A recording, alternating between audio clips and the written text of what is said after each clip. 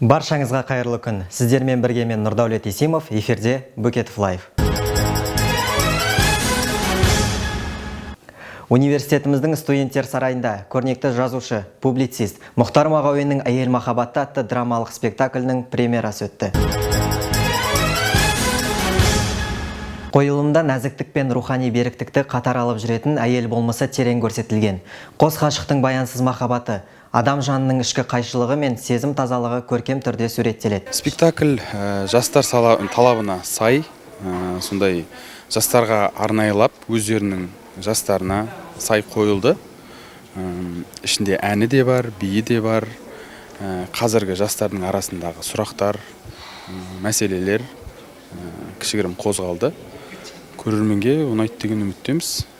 Спектакльді университет жанындағы Шаттық студенттік театры көрермен назарына ұсынды. Жас артистер кәсіби деңгейде шеберліктерін көрсетіп, көрермен ықыласына бөленді. «Әйел махаббаты» спектаклі жастардың шығармашылық әлеуетін арттырып, актерлік шеберлігін шыңдауға жол ашады.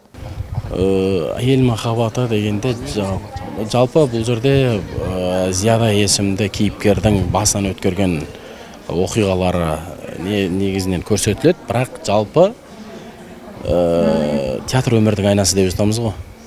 Бұл жерде кез келген адам тек қана Зияда емес, басқа да кейіпкерлер келген көрермен сахнадан өздерін көруі мүмкін.